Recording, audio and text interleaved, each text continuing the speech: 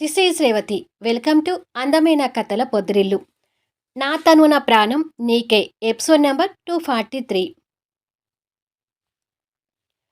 అప్పటికే కళ్యాణ్, మైథిలి, మోహన్ వాళ్ళని రిసీవ్ చేసుకొని మాట్లాడుతూ ఉంటారు. వాళ్ళతో పాటు అర్జున్, సూర్య కూడా మోహన్, సాక్షి వాళ్ళతో మాట్లాడుతుంటారు. నీతో పాటు సాక్షి వచ్చింది కానీ శ్రేయ రాలేదేంటి అని మైథిలి మోహన్తో అంటూ ఉండగా ఆర్య, శ్రేయ లోపలికొస్తారు. అదిగో వచ్చింది అంటూ మోహన్ అటువైపుగా చూపించేసరికి కళ్యాణ్ వాళ్ళ వైపు చూస్తాడు.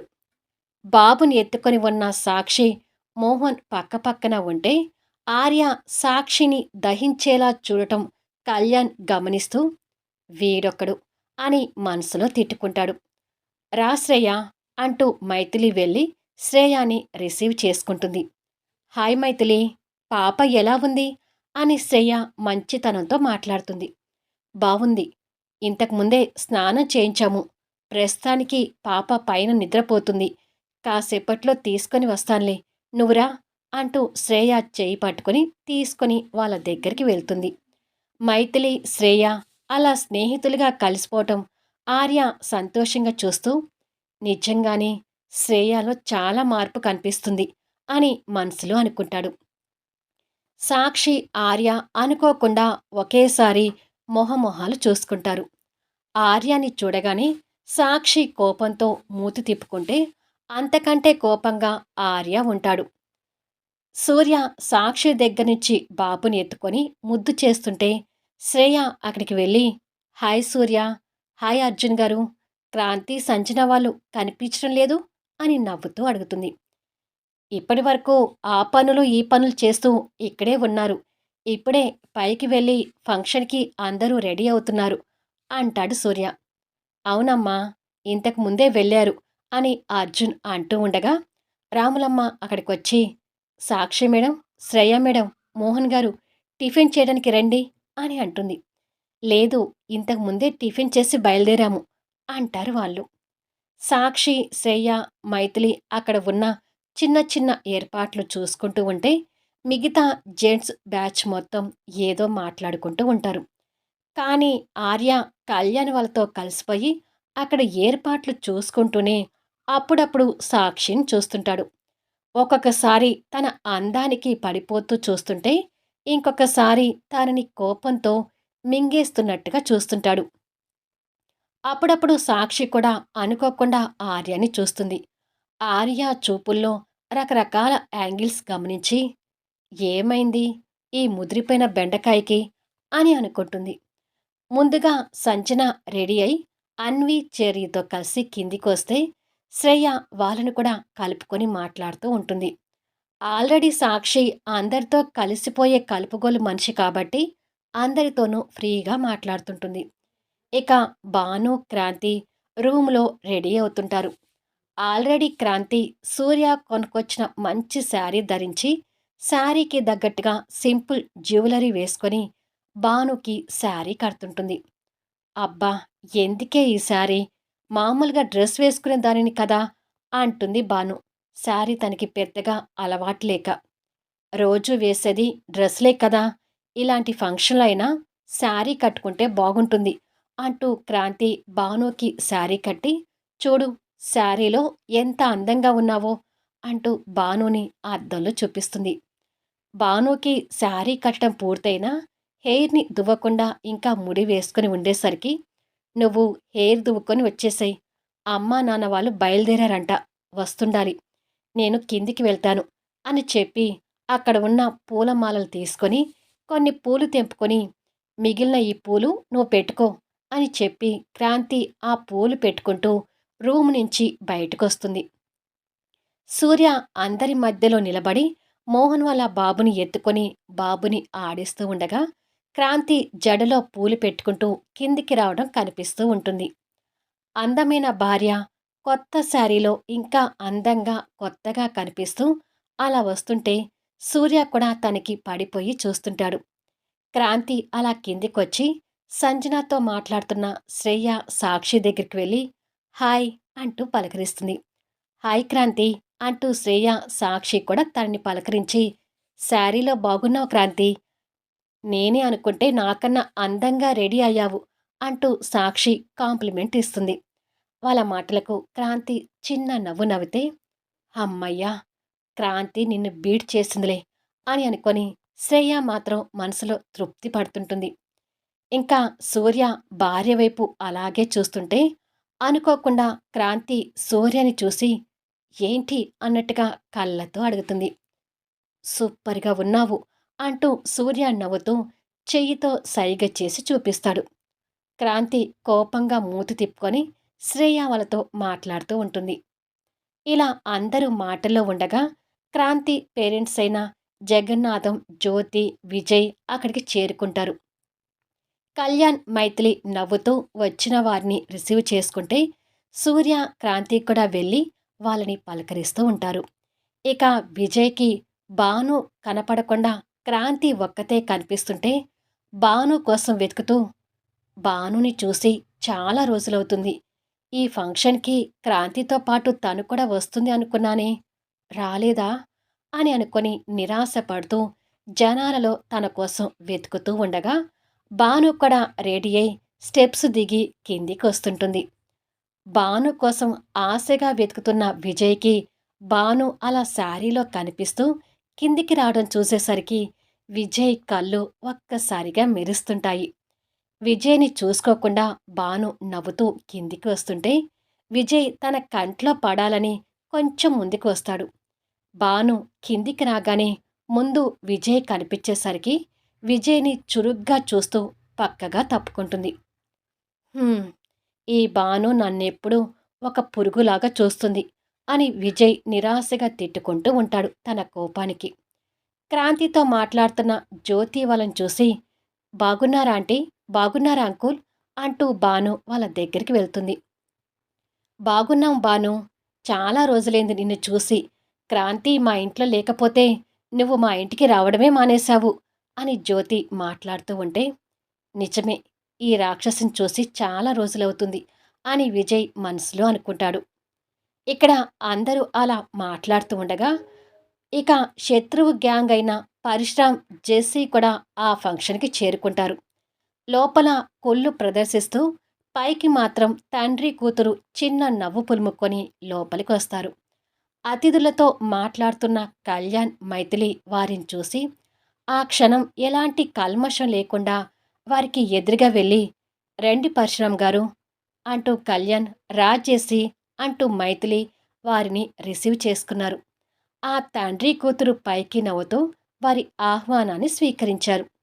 వెళ్ళి కూర్చోండి అంటూ వారికి సీట్లు చూపించాడు కళ్యాణ్. పర్వాలేదులే కళ్యాణ్, మేం కూర్చుంటాంలే, మీరు మీ ఏర్పాట్లు చూసుకోండి అంటాడు పరశురాం. ఈలోపు వేరే అతిథులు కూడా వస్తే కళ్యాణ్, మైథిలి అటువైపు వెళ్ళారు. ఇక జెస్సీ కళ్ళు సూర్య, క్రాంతి కోసం వెతుకుతూ ఉంటే ఒక దగ్గర సూర్య, క్రాంతి పక్కపక్కన నిలబడి నవ్వుతూ మాట్లాడడం తన కంట పడుతుంది. సూర్య, క్రాంతి కూడా అనుకోకుండా ఆ తండ్రి కూతుర్ని చూస్తారు. వారిని చూడగానే సూర్య మొహంలో రంగులు మారుతుంటే క్రాంతి సూర్య వైపు చూస్తుంది. ఒకప్పుడు ఇదే ఐశ్వర్య నిలయంలో కళ్యాణ్, మైథిలి పెళ్లిలో సూర్య తన నుదిటిన ముద్దు పెట్టడం క్రాంతి గుర్తు తెచ్చుకుంటుంది. ఆ దృశ్యం గుర్తు రాగానే క్రాంతి కళ్ళు కోపంగా మారుతూ, మీకు ఏమైనా ఉండొచ్చు. ఇది ఫంక్షన్ కాబట్టి పద్ధతిగా వ్యవహరించండి అని చెప్పి పంతులు గారి దగ్గర పూజకి ఏర్పాట్లు చూస్తున్న భాను దగ్గరికి వెళ్ళి తనకు సహాయంగా ఉంటుంది. క్రాంతి అలా ఎందుకు చెప్పిందో సూర్యకి అర్థం కాగానే మనసు భారంగా మారిపోయింది. తర్వాత శ్రేయ జెస్సీని చూసి నవ్వుతూ, హాయ్ జెస్సీ అంటూ వెళ్ళి పలకరించింది. హాయ్ శ్రేయ, చాలా రోజులైంది కదా మనం కలిసి అంటూ జెస్సీ కూడా శ్రేయతో నవ్వుతూ మాట్లాడుతుంది. అవును, చాలా రోజులవుతుంది అని శ్రేయ జెస్సీతో మాట్లాడుతూ అనుకోకుండా మోహన్ వైపు చూస్తుంది. అప్పటికే జెస్సీతో మాట్లాడుతున్నందుకు శ్రేయ వైపు మోహన్ కళ్ళు మండిపోతూ చూస్తుంటాయి. ఆ కోపాన్ని గ్రహించి శ్రేయ తడబడుతూ, నేను మళ్ళీ తర్వాత మాట్లాడతాను అని చెప్పి అక్కడి నుంచి వెళ్ళిపోతుంది. ఇదేంటి, నాకు కాస్త టైం పాస్ అవుతుందిలే అనుకుంటే అప్పుడే వెళ్ళిపోయింది అని అనుకుంటుంది జెస్సీ. ఇక ఆర్య చూపులు మాత్రం పక్క పక్కనే ఉన్న మోహన్ సాక్షి మీదే ఉంటాయి. మోహన్ కొడుకుని సాక్షి ఎత్తుకొని ఉంటే మోహన్ సాక్షి కలిసి బాబుని ఆడిస్తూ అప్పుడప్పుడు నవ్వుతూ మాట్లాడుకోవటం ఆర్య కంట పడుతుంటే సాక్షి మీద విపరీతంగా ద్వేషాన్ని పెంచుకుంటూ ఉంటాడు.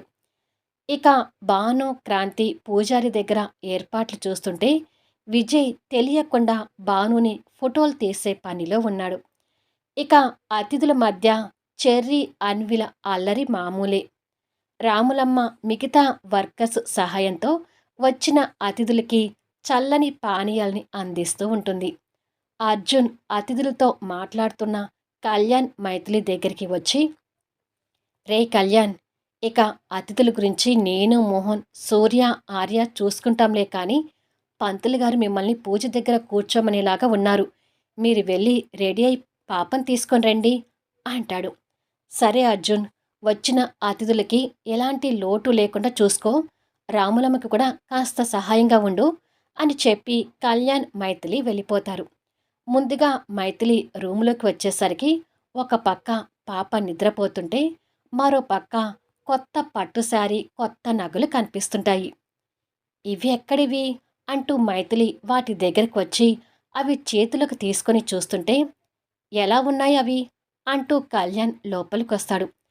చాలా బాగున్నాయి, కానీ ఇవి అని అంటూ ఉండగా, నాకు మా గ్రానీని ఇచ్చావు కదా, మా గ్రానీ ఫంక్షన్ రోజు నీకివి గిఫ్ట్గా ఇచ్చాను అంటాడు నవ్వుతూ. వావ్ కళ్యాణ్, నిజంగానే చాలా బాగున్నాయి, కానీ ఈ ఫంక్షన్కి మనమిద్దరం షాపింగ్ చేసినప్పుడు నువ్వు ఇవి కొనలేదు కదా అని అంటుంది. అప్పుడు కొంటే నీకు సర్ప్రైజ్ ఎందుకుంటుంది, వీటిని తర్వాత కొన్నానులే, నీకు నచ్చాయి కదా, నాకు కూడా తృప్తిగా ఉంది, త్వరగా రెడీ అవ్వు, నేను వెళ్ళి ఆ పక్క రూమ్లో రెడీ అవుతుంటాను అని చెప్పి వెళ్ళబోతుంటే, ఆగు మెంటలోడా అంటూ మైథిలి కళ్యాణ్ చేపట్టుకుని ఆపుతుంది. మెంటలోడు అన్నందుకు తన వైపు తిరిగి చిరుకోపంతో చూస్తుంటాడు. నువ్వు కోపంగా చూసినా పర్వాలేదు, కానీ నువ్వు నాకు గిఫ్ట్ ఇచ్చావు, మరి నేను నీకు గిఫ్ట్ ఇవ్వొద్దా అని అడుగుతుంది నవ్వుతూ. గిఫ్ట్ అనగానే ముద్దు ఇస్తుందేమోనని కంగారు పడుతూ, ఏ ఎనిమి, కింద అతిథులు పెట్టుకొని మనం ఇక్కడ రొమాన్స్ చేసుకుంటే బాగోదు, నీకు అంతగా గిఫ్ట్ ఇవ్వాలనిపిస్తే ఇవాళ నైట్ చూద్దాంలే అంటాడు.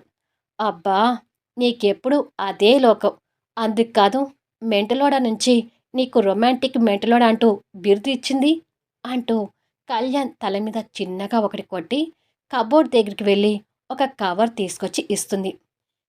ఏముంది ఇందులో అడుగుతాడు కళ్యాణ్. తీసి చూడు అంటుంది మైథిలి. కళ్యాణ్ ఆ కవర్ ఓపెన్ చేసేసరికి ఆ ఫంక్షన్ తగ్గట్టుగా ధరించే పట్టు ట్రెడిషనల్ బట్టలు, వాటితో పాటు లేటెస్ట్ మోడల్ బ్రాస్లెట్ కనిపిస్తుంటాయి. అవి చూసి ఆశ్చర్యపోతుంటే, నువ్వు నాకు మా అమ్మమ్మ ఇచ్చినందుకు ఇది నా గిఫ్ట్ అంటుంది మైథిలి నవ్వుతూ. చాలా బాగున్నాయి ఎనిమి, నువ్వు నా కోసం తీసుకుంటావని అస్సలు అనుకోలేదు అంటాడు. నిన్ను కూడా సర్ప్రైజ్ చేయాలని ఫంక్షన్ షాపింగ్లో తీసుకోకుండా విడిగా తీసుకున్నాను అని అంటుంది. ఇద్దరం భలే ఆలోచించాం కదా ఎనిమి అంటాడు తన బుగ్గ పట్టుకుని నొక్కుతూ. అయ్యో, ఇప్పుడు నాతో రొమాన్స్కి దిగకుండా త్వరగా వెళ్ళి రెడీ అవ్వు, ఈలోపు నేను కూడా రెడీ అవుతాను అని అంటుంది. సరే అని చెప్పి మైథిలి బుగ్గన చటుక్కున ఒక ముద్దు పెట్టి నిద్రపోతున్న పాప చేయి కూడా ముద్దాడి వేరే రూంలోకి వెళ్తాడు. కళ్యాణ్ కొంట వేషాలకి మైథిలి నవ్వుతూ ఆ శారీలో రెడీ అవుతుంటుంది. ఇక ఐశ్వర్య నిలయం ముందు ఒక ఆటో వచ్చి ఆగుతుంది. ఆటోలో నుంచి పూల పూల చొక్కా, ఒక ఎర్ర పాయింట్ ధరించి నల్లటి మొహం మీద ఇంత మందాన తెల్లగా మేకప్ కట్టుకొని నల్లటి కలజోడు పెట్టి ఒక విచిత్రమైన వేషధారంలో కనిపిస్తూ ఒక వ్యక్తి ఆటో దిగుతాడు. అతనే ఈశ్వర్. మళ్ళీ నెక్స్ట్ వీడియోలో కలుద్దాం. అందరి జంటల్ని ఈ ఫంక్షన్లో కవర్ చేస్తున్నాను. కథ నచ్చితే లైక్ చేయండి, కామెంట్ షేర్ చేయండి, సబ్స్క్రైబ్ చేసుకుని ఛానల్ షేర్ చేస్తూ సపోర్ట్ చేయండి. Thanks for listening.